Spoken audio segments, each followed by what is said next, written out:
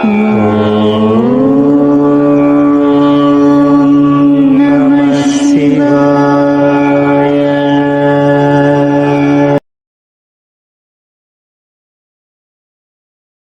గురుభ్యో నమః. శ్రీమాత్రే నమః. భారతదేశంలో ఉన్న సమస్త హిందువుల అందరికీ కూడా చిరకాల కోరిక త్వరలోనే నెరవేరబోతోంది. అయోధ్యలో రామ మందిర ప్రతిష్టాపన కార్యక్రమం జరగనుంది. జనవరి 22వ తారీఖున ఈ మహోన్నతమైన కార్యక్రమానికి ముహూర్తాన్ని ఖరారు చేశారు. ఇప్పటికే రామ మందిర నిర్మాణం పూర్తయింది. జనవరి 22వ తేదీన శ్రీరాముని ప్రాణ ప్రతిష్ఠ జరుగుతుంది. ఈ రోజు మనము మన ఇంట్లో శ్రీరాముడిని ఏ విధంగా పూజించాలి, ఏ సమయంలో పూజించాలి, 5 దీపాలను ఏ సమయంలో వెలిగించాలి, ఒకవేళ అక్షింతలు రానివారు ఏం చెయ్యాలి, జనవరి 22వ తేదీన ఏం చెయ్యాలి, ఏం చెయ్యకూడదు అనే విషయాలు అన్నింటినీ కూడా ఈ వీడియోలో అయితే మనము చాలా వివరంగా తెలుసుకుందాము. రామ మందిర ప్రారంభోత్సవము అలాగే విగ్రహ ప్రతిష్ఠా కార్యక్రమానికి దేశంలోని ప్రముఖులు అందరికీ కూడా ఆహ్వానాలు అందించారు. అలాగే సామాన్యులు అందరూ కూడా అయోధ్యకు రాలేకపోయామని బాధపడకుండా అయోధ్య నుండి శ్రీరాముని అక్షింతలను దేశంలో ఉన్న హిందువులు అందరికీ కూడా కాశ్మీరు నుంచి కన్యాకుమారి వరకు ప్రతి ఒక్కరికి కూడా చేరవేసే కార్యక్రమాన్ని చేపట్టారు. మన హిందువులు అందరూ ఎంతగానో ఎదురు చూసే రోజు రానే వచ్చేసింది. శ్రీరాముడే బాలరాముని రూపంలో ఈపాటికే తన ఆశీర్వాదాన్ని అక్షింతల రూపంలో ప్రతి గడపకి కూడా శ్రీరాముని ఆశీర్వాదాలు అనేవి చేరుకున్నాయి. ఇలా అందుకున్న అయోధ్య అక్షింతలను ఏం చెయ్యాలి అనే సందేహం అయితే చాలా మందికి ఉంటుంది. అయితే అయోధ్య క్షేత్రం నుండి అందిన అక్షింతలు చాలా పవిత్రమైనవి. ముఖ్యంగా మైలు ఉన్నవారు ఈ అక్షింతలను తీసుకోకపోవడమే మంచిది. ఈ అక్షింతలను తీసుకునే సమయంలో నియమ నిష్టలతో భక్తిపూర్వకంగా తీసుకోవాలి. ఈ అక్షింతలను తీసుకున్న తర్వాత మన ఇంట్లో ఉన్న కొన్ని బియ్యపు గింజలను ఆవు నెయ్యి పసుపు కలుపుకుని పూజా మందిరంలో జాగ్రత్తగా భద్రపరుచుకోవాలి. ఈ అక్షింతలు మన ఇంటికి వచ్చినప్పటి నుండి నిత్య దీపారాధన ఖచ్చితంగా చేసుకోవాలి. జనవరి 22వ తారీఖున రామ మందిర ప్రతిష్ఠా కార్యక్రమం జరిగేంత వరకు ప్రతిరోజు కూడా మన ఇంట్లోని శ్రీరాముని పటం వద్ద శ్రీరామ జయరామ అంటూ 108 సార్లు జపిస్తూ ఉండాలి. ఈ మంత్రము చాలా శక్తివంతమైన మంత్రము. ప్రతిరోజు కూడా పూజ చెయ్యలేని వారు జనవరి 22వ తారీఖున శ్రీరామ జయరామ అంటూ 108 సార్లు జపించి పూజలు చెయ్యాలి. శ్రీరామ విగ్రహ ప్రతిష్ఠా కార్యక్రమం జరిగిన తరువాత ఆ అక్షింతలను శ్రీరాముని దివ్య ఆశీస్సులుగా భావించి ఆ అక్షింతలను కుటుంబంలోని వారు అందరూ కూడా తలపైన చల్లుకోవాలి.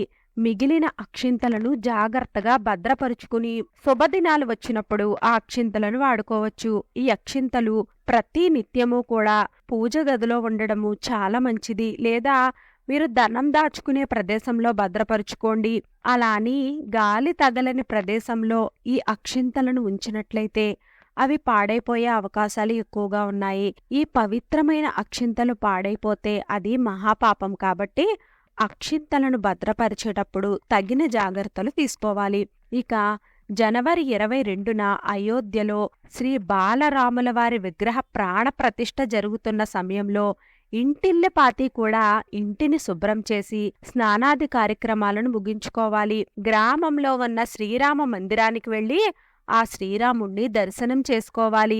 శ్రీరాముని నూతన విగ్రహ ప్రాణ ప్రతిష్ఠ ఉదయము 11 గంటల నుండి 1 గంటలోపు అయోధ్యలో జరగనుంది.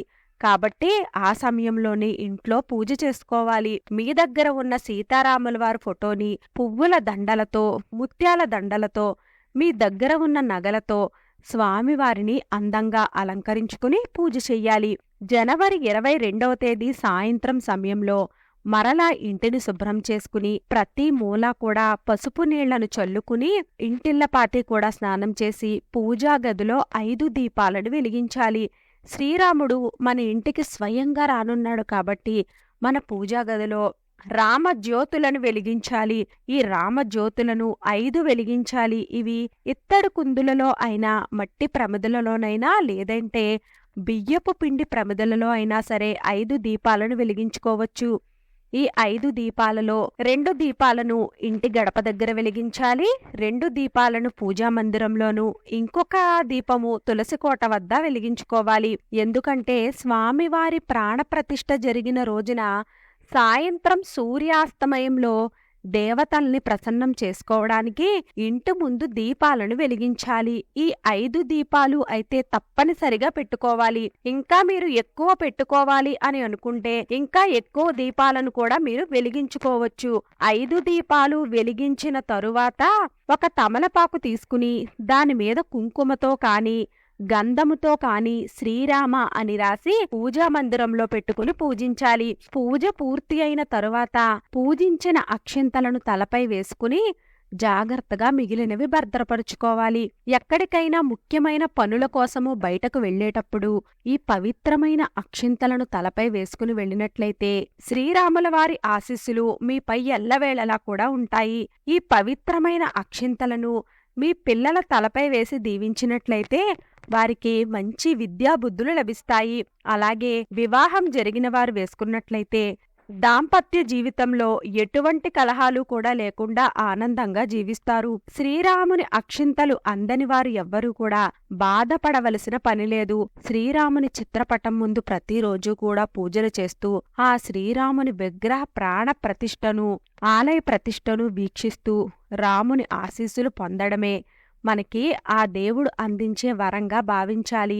మనల్ని పరిపాలించడానికి ఆ శ్రీరాముడు రానే వస్తున్నాడు.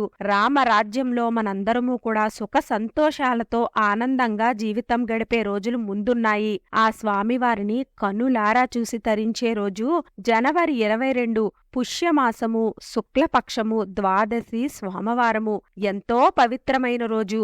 అయోధ్య ఆలయం ఎత్తు సుమారు 161 అడుగుల మొత్తము 28,000 చదరపు అడుగుల విస్తీర్ణంలో ఈ ఆలయాన్ని నిర్మించినట్లు మందిరం డిజైనర్లు రూపొందించింది.